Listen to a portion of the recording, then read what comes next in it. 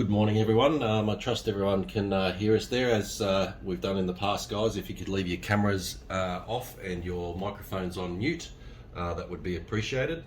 We'll get underway in a minute. Unlike what Mergers has been doing over the last 3 weeks, for these conferences, you'll only need to raise your hand if you have a question. So please do so if you have a question. We'll get underway as soon as everyone's populated and we have the first question. So please raise a hand if you have a question for Mitchell Marsh.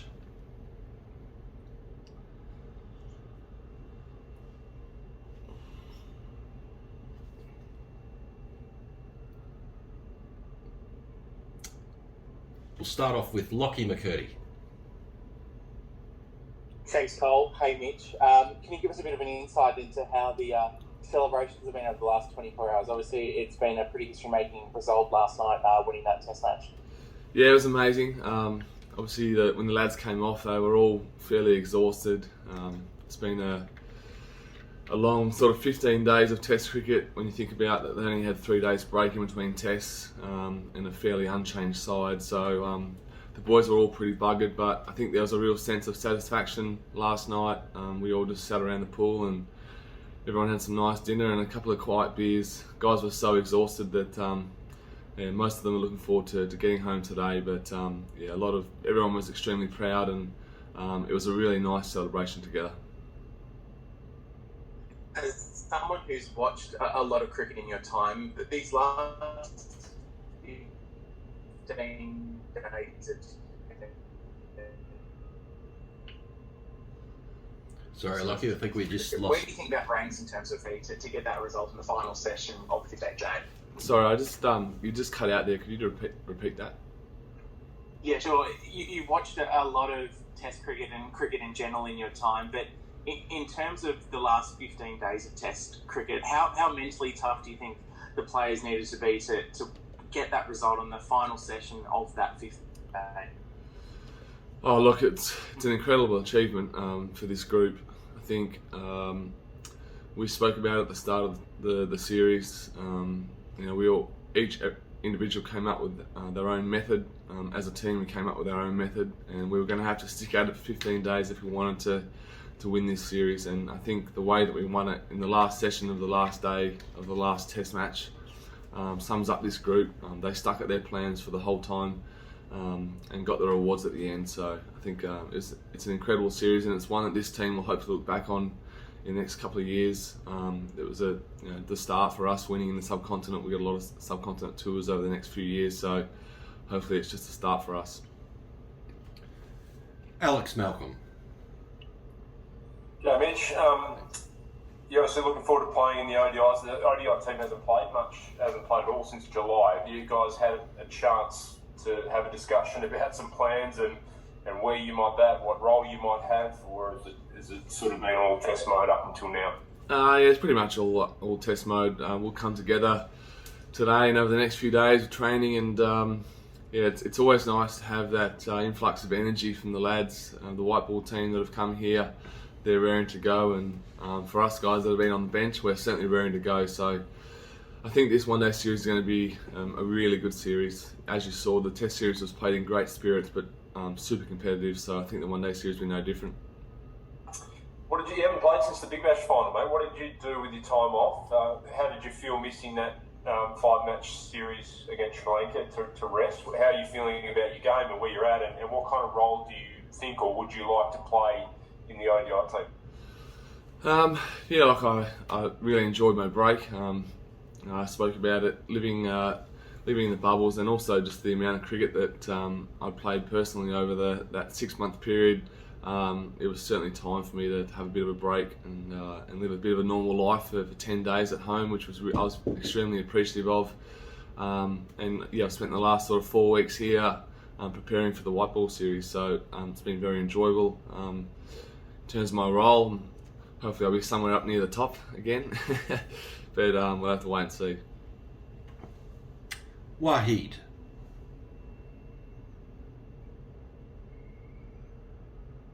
You there, Wahid? His microphone's... Yeah, you're on mute, I think, Wahid. We'll go to Shabazz Ali in the meantime.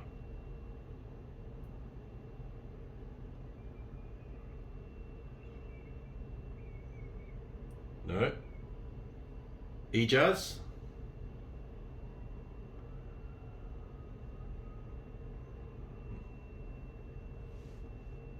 Okay, we'll try Jack Painter. Jack?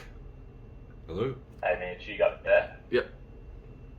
Yeah. Just obviously you got the white ball series coming up now, but how much are you looking ahead and looking forward to working with Punter in the IPL this season? Yeah, I'm absolutely pumped. Feel very lucky to be at Delhi. Obviously I haven't been there. They've had a 10-day lead up, and I've been obviously on the WhatsApp groups and seeing all the videos online of him coaching, and looking forward to getting over there and spending time with him. I've got another 8 weeks with Davey Warner, which I'm looking forward to. He's probably not looking forward to it, but I love playing with him and love batting at the top with him, so I'm really looking forward to that. And obviously first things first, got a white ball series to win here, but very much looking forward to being part of it this year.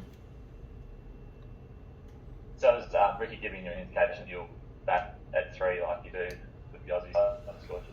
Hopefully, yeah. I haven't really spoken to him about it as yet, but I'm hopeful that I'll be up at number 3 for Delhi.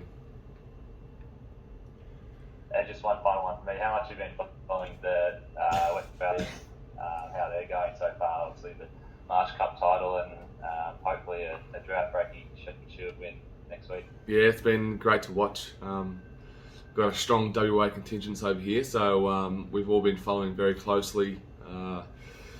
I'm so happy for the boys. It's been a lot of hard work, and I'm extremely, I wouldn't say jealous, but it's always tough to watch your mates playing finals, and I'm just so pumped for Sean. He's played 21 years of Sheffield Shield cricket, played maybe 1 or 2 finals, and but now he gets his chance to hopefully cap off an amazing career by winning a Shield final at home. So I'm very excited for everyone in WA.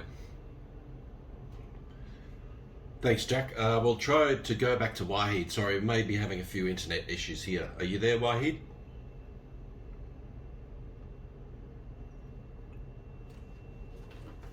Okay, no Wahid. We'll go to Chloe. Can you hear us, Chloe? Hey Mitch, I just wanted to ask, so Smudge has obviously been omitted from the ODIs. What kind of impact do you think that will have? He's injured, so it's always, when you lose someone like Steve Smith from your team, it's always a lot of runs that you've got to make up, but I think when you lose experienced guys like that, it gives other guys a great opportunity. Leading into a World Cup in maybe 12 months' time, I think it is, or maybe a touch longer. It's important that you have a look at other guys, and it'll be as tough as it is to lose him. It'll be an opportunity for someone else. Thanks, Chloe. We'll go back to Wahid. Are you there, Wahid?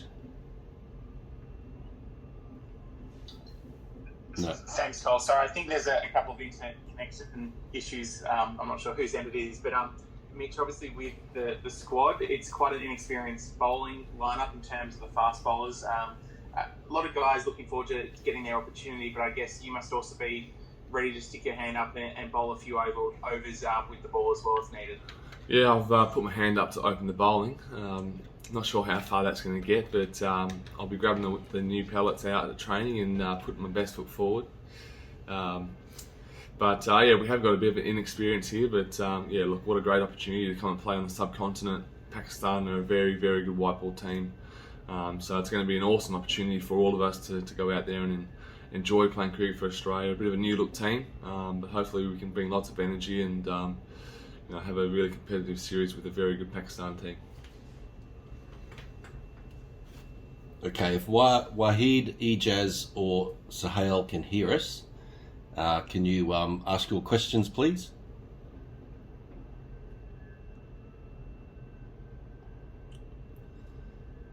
No? Chloe, can you hear us? I can, yes. They're closing the blinds here, so sorry if it's loud for just a second. I just kind of wanted to piggyback on the that last question. Seeing the pictures, what the boys have just played on over there, Mitch, do you guys, and going in with a little bit of an inexperienced bowling unit, Does that kind of change tactics for you? Is that something you're prepared for? Is that something personally you've thought about, looking at what they've played on? Yeah, I think the one-day wickets will probably be a little bit different, I imagine. You know, from all reports, the one-day wicket here in Lahore is a very good wicket. It'd be quite glassy, obviously very flat, so you'd expect high-scoring games. And I think over here, at times, the dew factor might come in. So I think I'm hopeful that we'll see high-scoring games and great cricket for the fans and people watching all over the world. And I think that's really important. So yeah, from all reports, the wickets will hopefully be really good, and that'll provide a different challenge for us.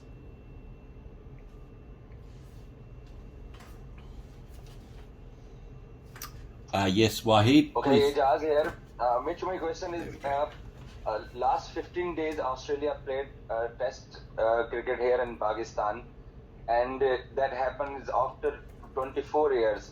Now, so far, what kind of your experience with Pakistani crowd and Pakistani ground? Do you think Pakistan need more team? Because you know Shaheen Shah Afridi, Rizwan and Babar got ICC awards, so we have better players, and but you share us ground atmosphere, and is it true Pakistan need more international cricket here in backyard? Yeah, firstly, in my experience here in Pakistan so far has been really nice. The people have been lovely. We felt very well looked after. The commandos here are doing an amazing job of keeping us safe, and the food's been outstanding. The hotels have been lovely. So it's been a really pleasurable experience. And I think on these tours it's really important you lean on your teammates and you spend a lot of time together in these very strict bubbles, so it's been really, really great. And I think as for the Pakistan cricket team, yeah, they're a very, very good cricket team with some very special players, as you mentioned. But ultimately I think that over the 15 days we played the better cricket, and that's not necessarily a reflection on the Pakistan team. It was an amazing series and played in great spirit, so hopefully this is just the start for Pakistan cricket, having more cricket here and more international teams coming to bring cricket back here. You can see the potential it's got, and it's a very nice place. Right, Marsh, first of all, very warm welcome to Pakistan. What do you think, which Pakistani bowler might be surprising for Australian batters? Might be surprising. For Australian batters? Australian batsmen? Yep. Look, I'm hopeful that there's no surprises come Tuesday with the amount of footage and knowledge you have on opposition teams these days. But what I do know is that it'll be a very hard and very challenging 3 one-day matches against a very good Pakistan team. Ejaz, please take yourself off mute if you have a question.